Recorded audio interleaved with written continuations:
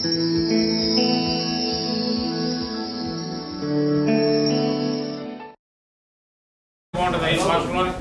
మాటల్లోనే నేను చెప్పాలి. వానరాశి అప్పలరాజు, జిల్లా బీసీ జనరల్ సెక్రటరీ. నేను మధ్యశ్వరూపాలు తెలుగు.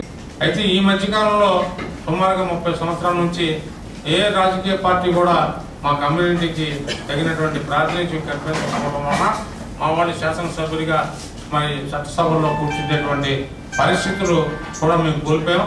దానివల్ల మా సామాజిక వర్గానికి సరైనటువంటి రిప్రజెంట్ చేసేటువంటి మా స్థితిగతుల మీద రిప్రజెంట్ చేసేటువంటి పరిస్థితి లేకపోవడం వలన మరి అలాగా చూస్తుంటే దినదినంగా క్షీణదశకి మా కమ్యూనిటీ తరగతి ఆర్థిక స్థితిగతులు వచ్చినాయనేటువంటి పరిస్థితులు మీకు అందరికీ సందర్భంగా నేను తెలియజేస్తున్నాను. పోతిన వెంకట్రావు, గురపు సుమన వెంకట్రావు, పోతిన సుమన వెంకట్రావు అని ఈయన ముందుకు రావడం జరిగింది. అది ఆ విషయాన్ని చంద్రబాబు నాయుడు గారికి ఇప్పుడు చెప్పాం. చెప్తే 8వ తారీఖున మనం ఇవాళ వస్తారని అనుకున్నాం. 8వ తారీఖు వచ్చినప్పుడు జాయినింగ్ పెట్టాలనేటువంటి ఆలోచన ఆవిడ చంద్రబాబు నాయుడు గారి దగ్గర వచ్చింది. 8వ తారీఖున ఆయన పర్యటన పోస్ట్ అయిన తర్వాత మళ్ళీ చంద్రబాబు నాయుడు గారిని హైదరాబాద్ వెళ్ళి మనం కలవడం జరిగింది.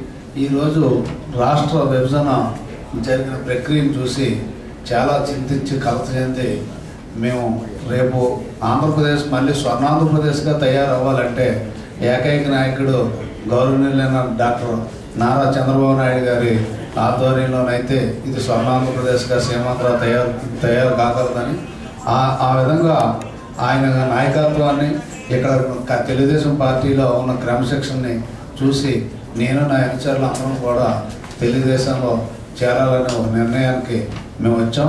మేము అందరం కూడా సంపూర్ణ సహకారం అందించి తెలుగుదేశం పార్టీలో చంద్రబాబు నాయుడు గారు ఎవరు టికెట్ ఇచ్చినా సరే పూర్తిగా మద్దతు ఇచ్చి మేము పనిచేసి విజయం చేకూర్చి గెలిపించి తీసుకెళ్తామని ఈ సభాముఖంగా మీకు అందరికీ కూడా తెలియజేసి అధ్యక్షుడు. గుడ్ మార్నింగ్ అండి.